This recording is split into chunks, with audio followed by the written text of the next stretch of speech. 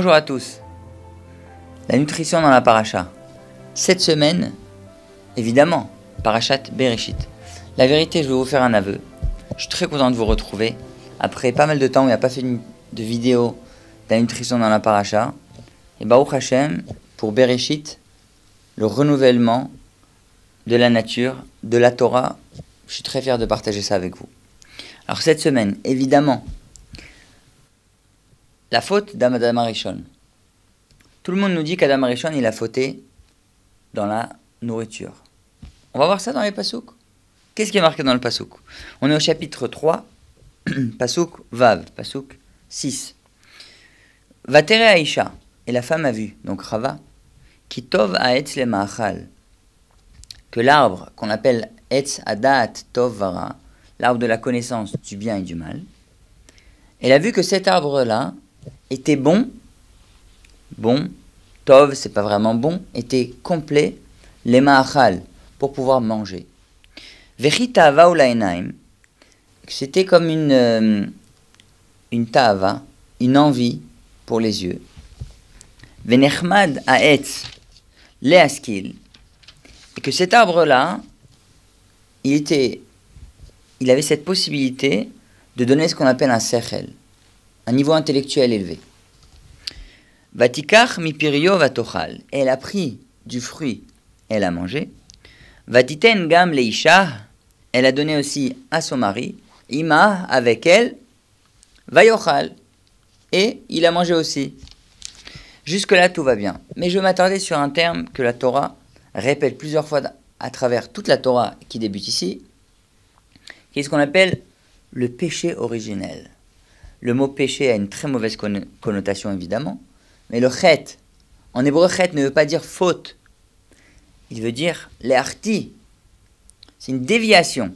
On a un but, c'est suivre la Torah et les mitzvot et suivre Akadosh Baruch Hu dans le monde. Et là, ce qu'on fait quand on fait un chet, le chet Adam Arishon, on a dévié la volonté première qu'on avait pour servir Akadosh Baruch Hu pour tomber dans les bras du Yetzer Hara. Aïe, aïe, aïe, aïe, aïe, aïe. Vatere Aisha, ki tov ha'etz le ma'achal, vechi ta'ava hu la'enaim. Ta'ava la'enaim, ça veut dire que, à ses yeux, à elle, elle a eu envie de ce fruit. Évidemment, on parle de nutrition dans la paracha. On ne va pas ne pas s'attarder sur ce pasouk. Qu'est-ce que veut dire avoir envie de quelque chose à travers les yeux?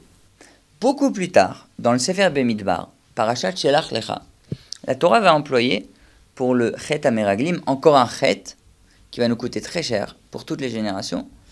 Donc une déviation des Meraglim, des explorateurs qui viennent explorer Eretz Israël. La Torah nous dit Veyaturu Shelach Lecha Anashim. Kadosh Baruch Hu dit à Moshe, envoie pour toi des hommes. Anashim dans la Torah, c'est des gens, des princes, des ministres, des gens importants.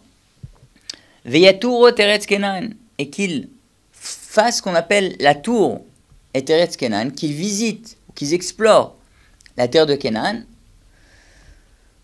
Asherani noten lachem, etc., que je vous donne pour vous. À la fin de cette paracha, on retrouve une paracha extraordinaire qu'on appelle la fin, le dernier paragraphe de la parachat Tzitzit. Qu'est-ce qui est marqué? Vayomer Adonai Moshe el Daber el Bnei Israël, Vasulem Tzitzit, vechule vechule. Plus tard dans ce paragraphe-là, la Torah nous dit Velotaturu achare levavchem ve'achare einechem asher atem zonim acharehem. N'allez pas selon, uniquement, achare levavchem après votre cœur, ve'achare einechem. N'allez pas uniquement selon et après vos yeux et votre cœur.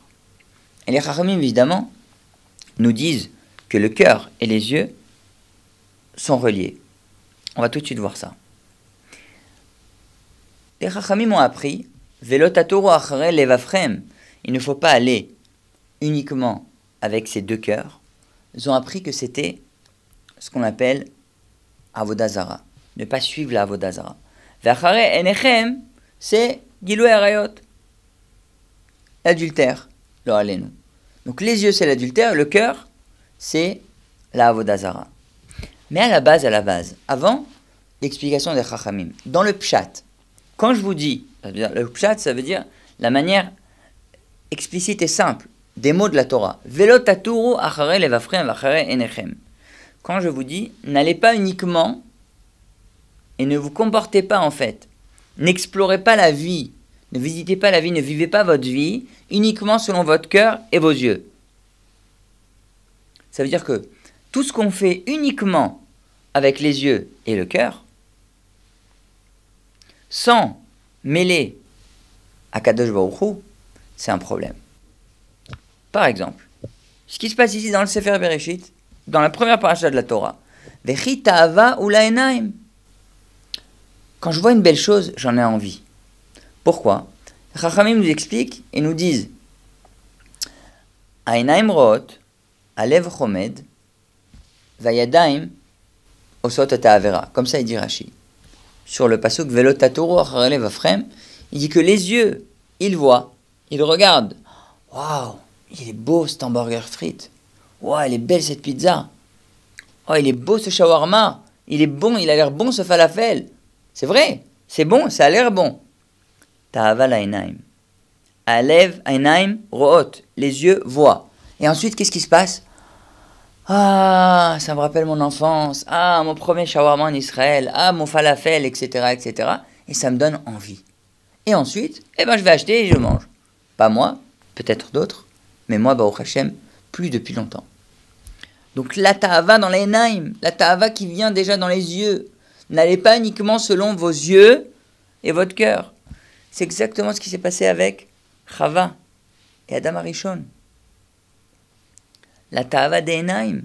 Ça veut dire que lorsque on utilise uniquement et on essaie de profiter uniquement de ce que nos yeux voient sans utiliser le sechel, ça veut dire sans y mettre de la raison, de l'intellect, réfléchir. Est-ce que c'est bon pour ma santé? Est-ce que c'est adapté à mon organisme? Que ce soit falafel, junk food, chips, les fritures, etc., etc. Est-ce que ça va me faire du bien, Birlal? Est-ce que je vais me sentir bien après ça? Franchement, entre nous, vous savez bien que non. Alors oui, on fait des écarts de temps en temps, beseder. Mais comme un derech haïm, comme un chemin de vie à Kadosh Baruch Hu nous demande, n'allez pas uniquement selon vos yeux et votre cœur. Et je vous invite aussi également à réfléchir à chaque fois que vous avez envie de manger quelque chose, de réfléchir, de dire est-ce que c'est vraiment bon pour moi? Est-ce que mon organisme en a besoin? Est-ce qu'il va en profiter? Voilà pour cette semaine. Shabbat Shalom à tous. La nuit triste en a un paracha. À bientôt.